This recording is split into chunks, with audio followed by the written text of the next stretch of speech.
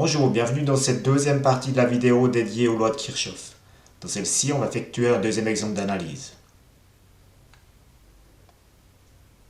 On va effectuer l'analyse d'un circuit contenant des diodes. Néanmoins, la méthode reste la même.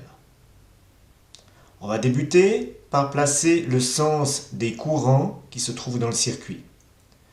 Le fait qu'on ait une seule alimentation et des diodes, on va pouvoir définir directement les courants sans devoir faire de suppositions. Donc on a le courant qui va sortir de l'alimentation, descendre dans IR1, descendre dans IR2, continuer dans la diode D1 et venir ici dans R3 ainsi que le courant IR. Donc on connaît le sens des courants. Maintenant on va placer le sens des tensions. Donc on va placer nos 5 flèches de tension, UR1, UR2, UD1, UR3 et UD2. Et ces flèches vont dans le même sens que les sens des courants. Voilà, maintenant qu'on a placé ces flèches de courant et flèches de tension, il faut qu'on définisse le nombre d'inconnus et ainsi définir le nombre d'équations nécessaires pour résoudre ce circuit. Au niveau des inconnus, on a IR1 et UR1 qui, les deux, forment une inconnue, vu qu'on a un lien entre les deux qui est la loi d'Ohm. On a de nouveau ici une inconnue, IR2 et UR2. UD1 peut être défini par le fabricant, donc on ne va pas en tenir compte comme étant une inconnue. IR3 et UR3 forment une inconnue. Et UD2, ici, on va pouvoir trouver sa valeur dans le datasheet du fabricant. Donc maintenant, on a 3 inconnues et on a besoin de 3 équations. On va commencer par les équations de nœuds. On a 2 nœuds, un ici et un là. Donc on va en prendre un seul, on va prendre celui qui est au centre, celui qui est ici. Pour cette équation de nœuds, je rappelle, on prend les courants qui entrent positifs, les courants qui sortent comme négatifs, et la somme va donner 0. Dans le cas ici, on a IR1 plus IR2 moins IR3, le tout égale 0. Maintenant, on va définir 2 équations de maille. Donc, on va définir nos mailles.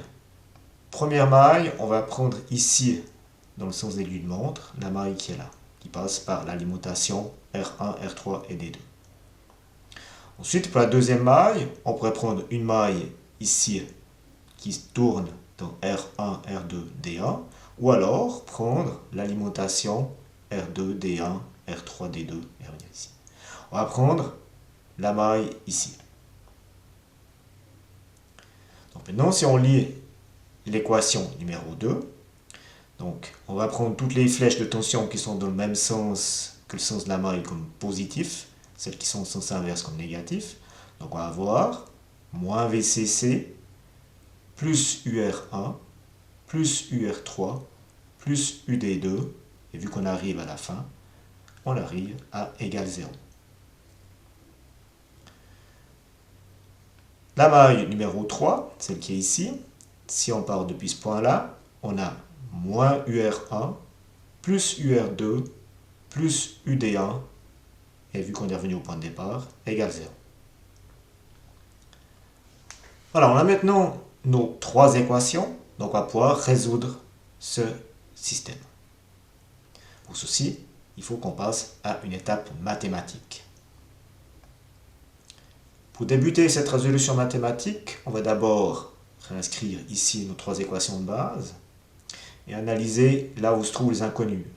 Dans la première équation, on a les 3 inconnus ici.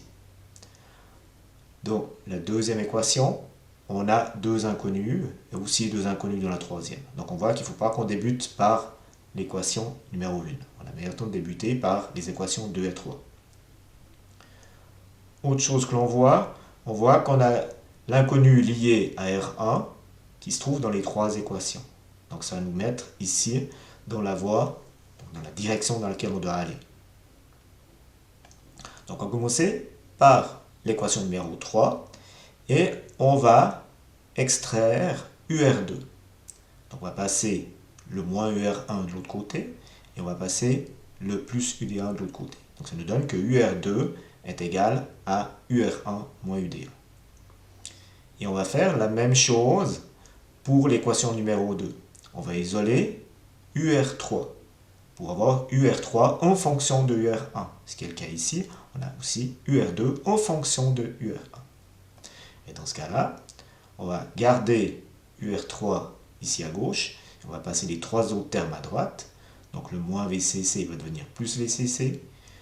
Le plus UR1 va devenir moins UR1. Et le plus UD2 va venir moins UD2.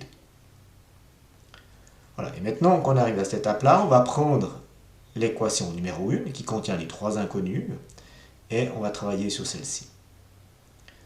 Première étape, on va d'abord transformer les courants en tension par la loi d'Ohm. C'est-à-dire qu'on va dire que I est égal à U sur R. Donc on va inscrire cette équation de cette manière-là. Pour IR1, on va substituer en plaçant UR1 sur R1. Pour IR2, on va mettre UR2 sur R2. Et pour IR3, UR3 sur R3. Voilà. Comme ça, on a les inconnus qui sont au niveau des tensions, comme pour les équations 2 et 3.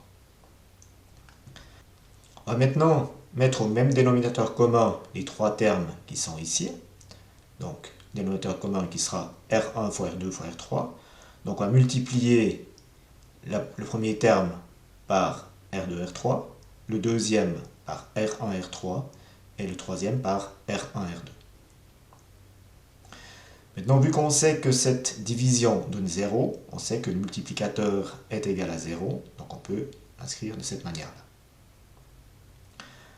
Arrivé ici, on va substituer le UR2 et le UR3 qu'on a ici dans les équations 2 et 3, on va le substituer ici. Donc on va remplacer le UR2 qui est là parce qu'on a là, et le UR3 qui est ici parce qu'on a ici. Voilà. Arrivé là, on va distribuer le R1, R3 dans la parenthèse sur le terme UR1 et sur le terme UD1, afin de supprimer la parenthèse qui est ici, et par la suite pour mettre en évidence certaines choses. De même que pour la deuxième parenthèse, on va distribuer R1, R2 dans la parenthèse, donc sur VCC, UR1 et UD2, pour pouvoir aussi enlever cette parenthèse. Voilà ce qu'on obtient. Maintenant, on va pouvoir mettre en évidence certains éléments. Donc, première chose, on va déjà garder à gauche tous les termes en UR1. On l'a ici, on l'a ici, et on l'a encore là. Donc on va garder ces trois termes à gauche. Et on va passer les termes qui ne dépendent pas de UR1 à droite. Donc on va passer le moins R1 fois R3 fois UD1 de l'autre côté, va devenir plus R1 fois R3 fois UD1. Le terme moins R1 fois R2 fois VCC va passer de l'autre côté, venir plus R1 fois R2 fois VCC. Et le dernier terme ici, le plus R1 fois R2 fois UD2 va devenir moins R1 fois R2 fois UD2. On va maintenant mettre en évidence le UR1 qui se trouve ici à 3 positions. Voilà. Et on va profiter de cette étape-là pour aussi mettre en évidence R1 qui se trouve ici dans les trois termes de droite. Et on va mettre aussi en évidence le R2 qui se trouve ici et là. Ce qui nous donne une fonction un peu simplifiée ici sur la droite de l'équation. Dernier point, on va chercher UR1 est égal à, donc il va falloir qu'on divise des deux côtés du signe égal par la parenthèse qui est là, et on obtient ceci. Voilà, donc maintenant, arrivé à cette étape-là, on a l'équation qui va nous permettre de calculer notre circuit de départ qui est ici. Donc pour ceci, il suffit de mettre les valeurs dans cette équation-là, calculer UR1, ensuite de placer UR1 dans l'équation qui est ici et dans l'équation qui est là, afin de calculer UR1, UR2 et UR3. Donc on a les trois équations qui nous permettent ici de calculer tout ce circuit-là. L'avantage de cette méthode, c'est qu'on va pouvoir, à partir de ces trois équations ici, mettre par exemple dans un tableur Excel ou dans un programme informatique des lignes de code qui nous permettent de calculer les valeurs de ce circuit et de pouvoir changer la valeur de R1, de R2, etc. Voilà, ceci met un terme à cette deuxième partie de la vidéo. Je vous remercie pour votre attention et je vous souhaite une bonne journée. Au revoir.